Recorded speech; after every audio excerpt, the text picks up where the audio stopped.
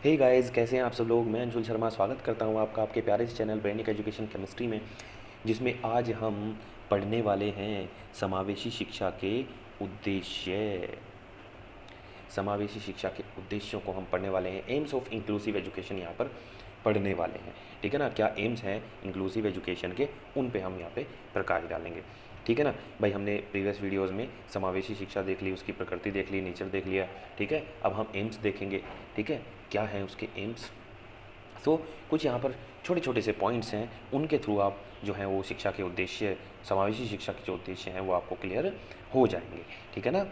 तो शुरू करते हैं पॉइंट नंबर 1 से। समाज में असमर्थ बच्चों में फैली भ्रांतियों को दूर करना। ठीक है ना। इसका प्रमुख उद्देश्य है यहाँ पे पहला कि भाई जो भ्रांतियाँ हैं जो फैली हुई हैं कि भाई असमर्थ बच्चे हैं, ये तो विकलांग है, ये तो कम देख पाता है, ये तो कम बोल पाता है, ये तो हकलाता है, ये तो या तो कम सुन पाता है, और ऐसे बच्चे कुछ नहीं कर सकते, तो नकारा होते हैं, इनको स्कूल नहीं भेजना चाहिए। इस टाइप की जो रूढ़िवादी बातें हैं, जो भ्रांतियाँ हैं, स्टीरियोटाइप नेचर है, वो उनको दूर करता है। और ये समावेशी शिक्षा ये दिखाती है कि नहीं, जो विशिष्ट बालक हैं, जो असमर्थ बालक हैं, वो भी किसी से कम नहीं। असमर्थ बच्चों को जीवन की चुनौतियों का सामना करने योग्य बनाना। असमर्थ बच्चों को जीवन की चुनौतियों का सामना करने योग्य बनाना। तो जब बच्चा पढ़ेगा तभी तो आगे बढ़ेगा, है ना। जब खाएगा इंडिया तभी तो जाएगा इंडिया। सो इसी टाइप से जब स्कूल जाएगा इंडिया तभी तो पढ़ेगा इंडिया, तभी तो बढ़ेगा इंडिया। Clear guys. सो जीवन की जो चुनौतियां हैं, जीवन क्या एक संघर्ष है, तो उनकी चुनौती का सामना करने योग्य बनाना है, उनको डेवलप करना है, उनके माइंड को डेवलप करना है। जैसे कि गांधी जी ने बोला था कि हमें अपने हाथों के माध्यम से अपने मस्तिष्क को क्या करना है, दक्ष करना है, मतलब स्किल्ड करना है। ठीक है ना। तो ऐसे ही उनको चुनौतियों का सामना करने योग्य बनाना है, एक अच्छा नागरिक बनाना है। किसका कार्य है, किसका उद्देश्य है, ये समावेशी शिक्षा का उद्देश्य है। पॉइंट नंबर 3, असमर्थ बच्चों को आत्मनिर्भर बनाकर उनके पुनर्वास का प्रबंध करना। ठीक है, तो उनको आत्मनिर्भर बनाना है ताकि वो जहाँ चाहे वहाँ रह सकें और जिस प्रकार का जीवन वो चाहे वो उस प्रकार का जीवन यापन कर सके, किसी के ऊपर वो आश्रित न रहे। भाई जब बच्चा पढ़ लेगा, लिख लेगा, व्यवसायिक शिक्षा ले लेगा, तो कुछ ना कुछ व्यवसाय करेगा, नौकरी करेगा, कुछ भी करेगा, लेकिन कुछ अच्छा कर पाएगा।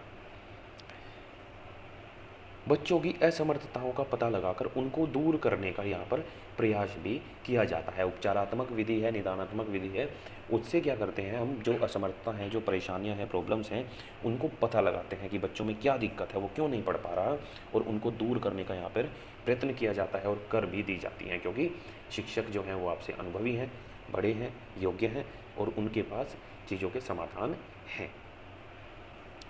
बच्चों में आत्मनिर्भरता की भावना का विकास। अब जब हम पढ़ेंगे, हम पढ़ लिए, लिख लिए, ठीक है ना, तो आत्मनिर्भरता की भावना अपने आप ही आएगी हमारे अंदर। आएगी कि नहीं आएगी कि हाँ भाई अब हम कुछ जो है कमाई धमाई कर सकते हैं, कोई दिक्कत नहीं है, पैसे कमा सकते हैं, जीवन यापन कर सकते हैं। ठीक है, जो कहते हैं रोटी कपड़ा मकान, वो बेसिक जो नीड्स हैं ह्यूमन की, उनको हम ग्रैब कर सकते हैं। ठीक है, तो आत्मनिर्भरता की भावना का विकास करना भी इसका यहाँ पे एक मेन उद्देश्य है। असमर्थों को शिक्षित करके देश की मुख्य धारा से जोड़ना। मुख्य धारा का मतलब यही है जो मेन स्ट्रीम है, जो पीढ़ी दर पीढ़ी चली आ रही है, जैसे शिक्षा चलती आ रही है, वो मुख्य धारा हो गई। ठीक है, नॉर्मल बच्चे, normal teacher, normal school, normal पढ़ाई, ये मुख्य धारा हो गई। अब इसमें विशिष्ट बालक या असमर्थ बालक भी जोड़ दिए गए, तो उनको क्या किया, मुख्य धारा से जोड़ना, ये कहलाया। ठीक है, थोड़ा सा ऊपर कर लेते हैं। असमर्थ बच्चों को सामाजिक व सांस्कृतिक रूप से समाज से जोड़ना, है ना।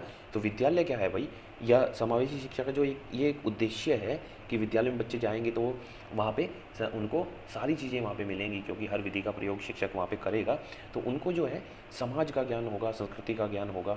ठीक है, और वो समाज से अच्छे बेहतर तरीके से जुड़ पाएंगे, क्योंकि अनपढ़ व्यक्ति और पढ़े हुए व्यक्ति में बहुत ज़्यादा डिफरेंस होता है ना। ये आप खुद अपने समाज को देख के पता कर सकते हैं, देख सकते हैं, महसूस कर सकते हैं। जागरूकता की भावना का विकास। ठीक है भाई, पढ़ने से जागरूक होता है इंसान, क्योंकि हमारा जो माइंड है ना, उसमें सोचने की क्षमता का अतुलनीय विकास होता है पढ़ाई से। अब आप देख लो, अभी कभी कंपेयर कर लो किसी पढ़े लिखे अच्छे इंसान को और किसी जो अंगूठा छाप अनपढ़ इंसान है।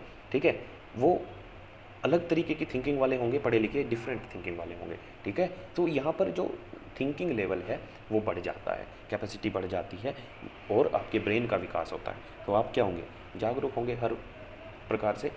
प्रजातांत्रिक मूल्यों के उद्देश्यों को प्राप्त करना, ठीक है। तो ये सारी चीज़ें जो पढ़ाई के अंतर्गत ही आप सीख लेते हैं, ठीक है भाई। पढ़ाई में हर चीज़ सिखाई जाती है आपको, हर प्रकार का सब्जेक्ट होता है ना।